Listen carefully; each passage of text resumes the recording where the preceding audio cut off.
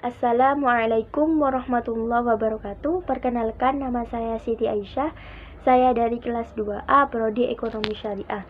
Di sini saya akan menanggapi tanggapan dari dosen Dr. Abdul Wadud Nafis LC MEI, yaitu tentang OJK atau sering disebut dengan Otoritas Jasa Keuangan. Kenapa kita harus mempelajari tentang OJK tersebut? Agar kita bisa mengetahui lembaga keuangan tersebut dikelola dan diawasi sehingga konsumen atau nasabah tersebut benar-benar ada perlindungan dari pemerintah.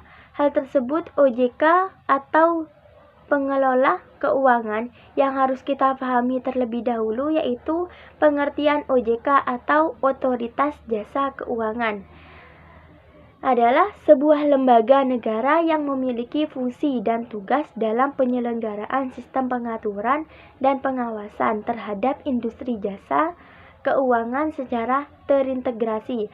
Apa terintegrasi tersebut? Adalah menyeluruh. Jadi bukan lembaga swasta di sini. Jadi di mana lembaga negara ini didirikan resmi oleh negara dalam pelaksanaan yang diatur oleh undang-undang, sehingga dalam pelaksanaan tersebut jelas atau teratur. Selanjutnya di dalam pengawasan OJK ada beberapa pengawasan. Yang pertama, perbankan, yang kedua pasar modal, yang ketiga asuransi, yang keempat dana pensiun, yang kelima lembaga pembiayaan, dan juga beberapa lembaga jasa keuangan lainnya. Selanjutnya, asas-asas OJK atau Otoritas Jasa Keuangan. Yang pertama, asas independensi. Di sini bahwa lembaga keuangan atau OJK tersebut melaksanakan tugasnya sesuai dengan peraturan dan perundang-undangan yang ada, bekerja dengan profesional, secara objektif tanpa dipengaruhi oleh pihak lain, baik secara OJK atau pemerintah. Yang kedua, asas kepastian hukum. Di sini bahwa OJK ini memberikan jaminan. Yang ketiga, asas kepentingan umum.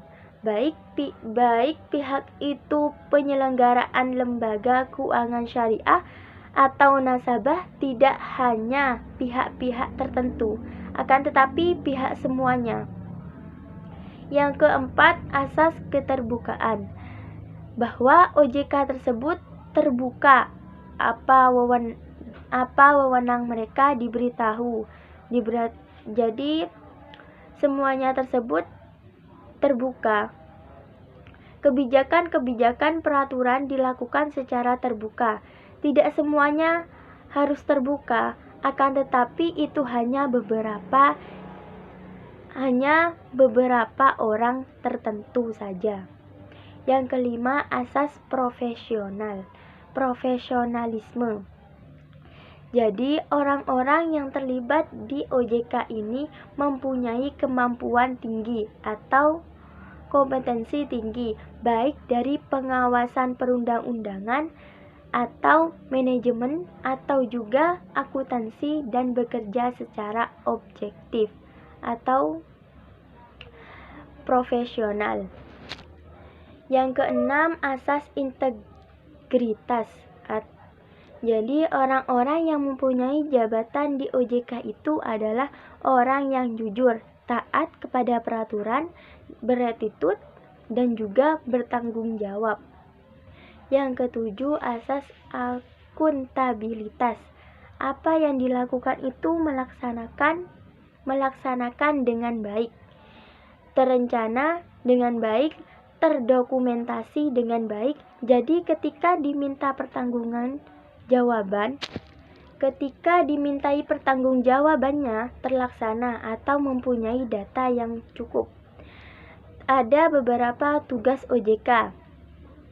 Yang pertama, mengatur dan mengawasi kegiatan jasa keuangan, baik di sektor perbankan maupun di non-perbankan. Yang kedua, mengatur dan mengawasi kegiatan jasa keuangan di sektor pasar modal. Yang ketiga, mengatur dan mengawasi aktivitas jasa keuangan di sektor asuransi, dana pensiun, lembaga pembiayaan dan juga lembaga keuangan lainnya. Dan juga ada beberapa wewenang OJK. Yang pertama, menetapkan peraturan perundang-undangan di industri jasa keuangan. Yang kedua, membuat dan menetapkan peraturan tentang pengawasan di industri jasa keuangan. Yang ketiga, membuat dan menetapkan kebijakan tentang pelaksanaan tugas OJK. Dan yang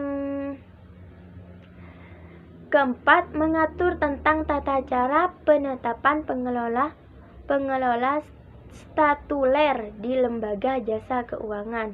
Cukup sekian tanggapan dari saya, kurang lebihnya mohon dimaafkan. Wassalamualaikum warahmatullahi wabarakatuh.